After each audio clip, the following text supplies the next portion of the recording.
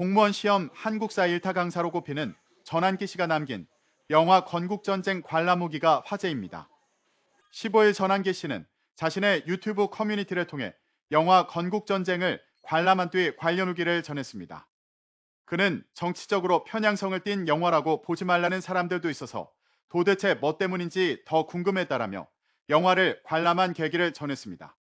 그는 이승만에 대해 적어도 이런 업적도 있으니 좀 알고 가자는 것과 이건 좀 바로잡자는 취지로 제작된 영화인 듯했다라며 역사 공부로도 괜찮고 감독이 많은 노력해서 제작한 영화라고 느껴져 영화비 아깝지 않은 영화였다고 평가했습니다.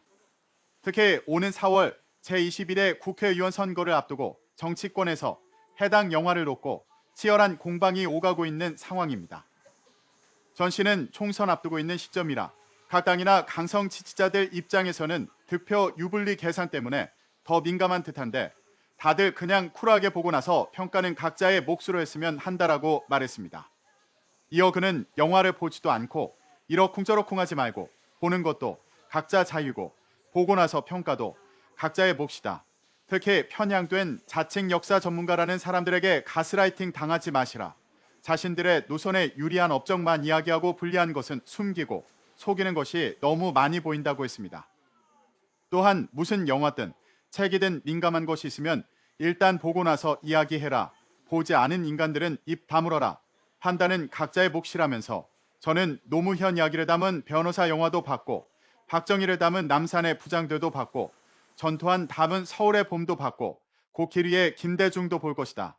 무슨 영화를 보든 그건데 자유하고 강조했습니다.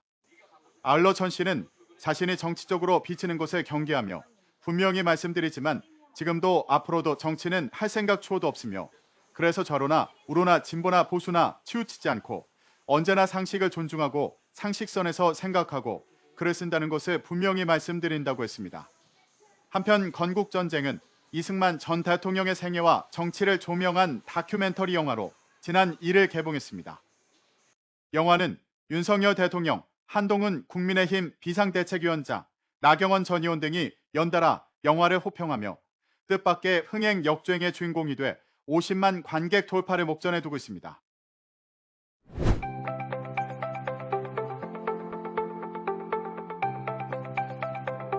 읽었지만 전부는 요약이 안 돼도 어느 부분이 마음에 든다 하는 정도 부분은 쉽게 말하면 그래야 읽었느냐 안 읽었는지 점검이 안 되잖아요.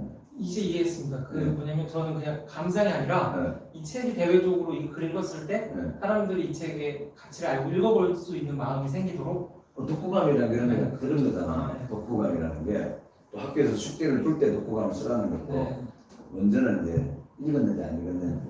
그래서 이 논술이라는 거는 논술이랑 지난번도 연습 때도 좀 그런 얘기 했는데 도입이 굉장히 중요하거든요. 하든지 뭐 글을 쓰시는 분들 항상 신경 쓰는 게 도입부를 어떻게 쓸 것인가. 그래서 도입부가 굉장히 중요한 이유는 어떤 얘기든 어떤 연설이든 어떤 글이든 처음에 딱 첫인상이 안 좋으면 안 봐버려요. 지금같이 더더구나 영상시대는 첫 이야기 안 끌리면 안 본다는 거죠. 그러니까 아까 이제 그 한바다 같은 경우는 요즘 길거리를 지나가 보면 청년 가게라고 이름 붙이다가 많이 문을 닫은 것 같아. 이렇게 써야지. 이렇게 이제 나열식 문장을 써버리면 시사적인 글임에도 불구하고 감성이 안 나는 거예요. 글이라는 것은 굉장히 지적인 작업이면서도 결국 감성을 꺼내야 되는 부분이거든요. 작가들이 잘하는 게 감성이잖아요. 그래서 한때 청년이란 이름을 붙인 가게가 많았다. 청년 뭐 삼겹살집, 청년 돈가스, 청년 컵밥, 심지어는 청년 뭐 가게, 청가 가게까지 쳤는데 어느 날 보니까 문을 다 닫았더라. 왜 그런가 싶었다. 이렇게 나가면 조금 더 이제 고민한 흔적이 있겠고, 그 다음에 이제 그러면서 청년 이승만은 어땠을까? 청년 이승만은 감옥에 있었다. 이렇게 이제 나가면 이 사람이 책을 읽었겠구나 그런 생각을 할 수 있죠.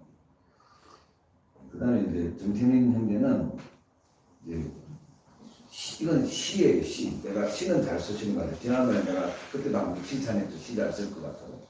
이거는 이제 시 형태로 쓰신 거거든요. 이건 시 형태로 써버리는데 시 형태. 근데 이거는 이제 요구하는 거는 시가 아니고 산문이잖아요. 산문이니까 이제 단략과 문장이 적어도 어느 정도는 이제 연결이 되어 있습니다.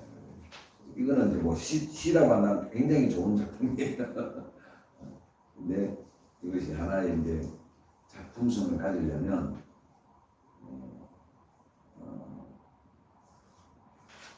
헷갈려 한다까지는 한 문장이에요. 근데 이걸 늘려놓았을 뿐이죠.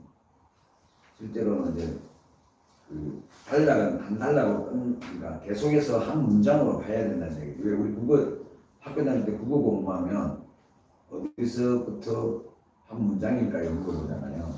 그런 시험이 많았잖아요. 그러니까 이건 지금 한 문장, 두 문장, 세 문장, 네 문장, 다섯 문장을 했지만 실제로는 하나다, 한 단락이다 라고 보는 거죠. 그 다음에 이제 이승만 독재인가 국부인가는 새로 시작하는 글에 또 서두어죠. 서두어니까 이것도 역시 적어도 싸운 독재자까지 소련과 싸운 독재자까지 하나가 연결되어야 된다. 이렇게 봤을 때 그것도 이제 조금 한번 생각해봐서 못해고 저는 뭐 이건 이제 선생님이 다 알아주면 좋겠고 아까 지금 아까 봤던 스탈린 또 레닌, 엥겔스, 마르크스 이런 사람들이 보통 몇 세에 세상을 뒤집으려고 일어섰죠? 20대 30분? 그랬습니다. 그러면 중세 학력을 보면요 24, 5살 박사를 따요. 왜냐하면 통합적 학문을 했기 때문에. 그러니까 지금의 우리가 배우는 이 모든 공부 체계는 학교를 경영하는 자들이 돈 벌어먹기 위한 데 만든 체계예요. 돈 벌어먹기 위해서. 그러니까 대학 4년을 졸업해도 자기 전공 분야도 제대로 모른 채 더더구나 통합적 사고는 하도 모른 채 졸업을 해요. 그러니까 한두 살 되면 학사 논문 수준 써야 되고 23살 되면 석사 논문 수준 써야 되고 26이면 박사 논문을 쓸 수준의 그 학문적 할 수 있는 역량이 우리에게 있는데 우리가 늘려서 많은 학문을 많이 그냥 과목별로만 나열을 하지 깊이가 없는 거예요. 왜 그러냐면 철학 공부를 안 하기 때문에. 그러니까 중세로부터 근세에 이르기까지 굉장한 천재들이 많아요. 이 천재들의 공통점이 뭐냐면 벌써 20살이면 인문학을 다 깨쳐버려요. 인문학을.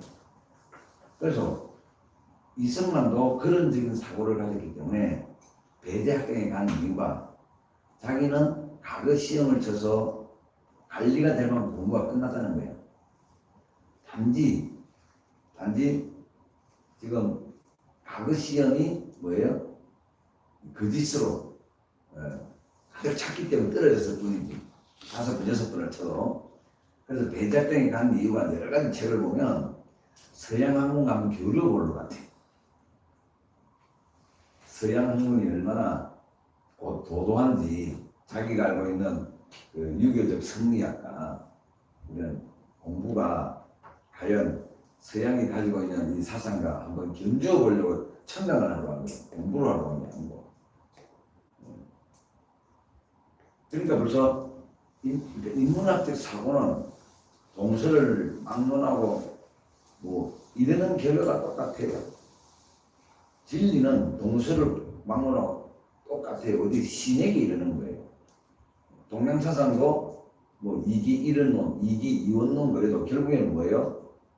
최고의 조론, 신에게 가는 거고, 서양의 모든 학문도 신이 있느냐 없느냐를 증명하는 학문이에요. 그러니까 그 공부부터 해야 된다니까, 우리나라 아이들. 그 공부부터. 그래야 20대 초반에 그런 공부를 많이 해버려야 갈 방향이 정해서 변치 않는 공부를 하게 됩니다. 이게 안 되니까 전공을 다 맞춰서 우왕좌왕하다가 20대 말을 다 보내버려요. 30대 또 새로운 직업을 찾는 거예요. 왜? 뭔가 포커싱이 잘못됐다는 거예요. 그럼 이건 어떻게 보면 좌파들이 노리는 것이기도 해요, 사실은. 제대로 된 인문학적, 철학적 사고만 있으면 안 빠져들어요. 안 빠져드는데 이게 너무 요즘 공부가, 그래서 미국은 공부를 많이 안 시키잖아요. 우리처럼 가히 수업도 없고, 또 우리처럼 뭐 야자도 없고, 딱 3시쯤 되면 거의 고등학생들도 다 집에 가요. 그리고는 자기 취미생활을 합니다. 오히려 취미생활 점수를 줘요. 그리고 기본 소양만 딱 되면 SAT나 기본 소양만 딱 되면 뭐로 최종 판단을 하면 이 에세이를 갖고 판단을 합니다. 이 에세이를 잘 쓰려면 결국에는 독서거든요. 인문학적 사고. 그러니까 그 사람이 쓴 독서 이 에세이를 읽어보면 이 친구가 어떤 사상과 사고를 가지고 있다는 게 이제 교수들은 다 압니다. 그런데 우리가 말하는 기본적인 어떤 자기 전공에 대한 신력도는 떨어지지만 방향이 딱 정해져 있기 때문에 딱 들어가면 그때부터는 이제 옆을 잘 쳐다보지 않는 거죠. 우리는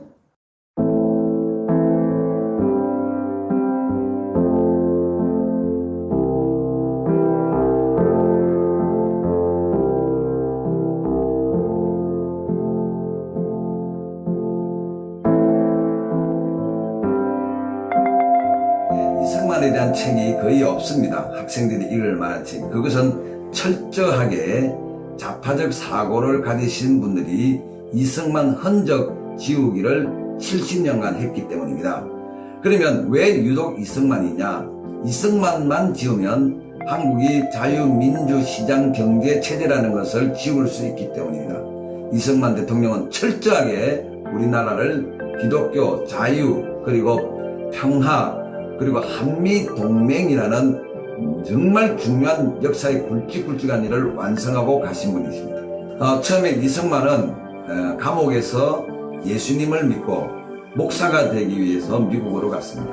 그런데 가는 길에 하나님의 감동을 받아서 한 교회의 목사가 되기보다는 한 나라의 목사가 되겠다는 생각으로 정치인의 꿈을 꾸고 갑니다. 지금 우리에게 필요한 것은 현실이 아니라 꿈꾸는 것이고 비전을 가지는 것이고 상상력을 키우는 것입니다. 27살 나이에 미국으로 건너갔던 이승만의 꿈을 한번 배워보십시오.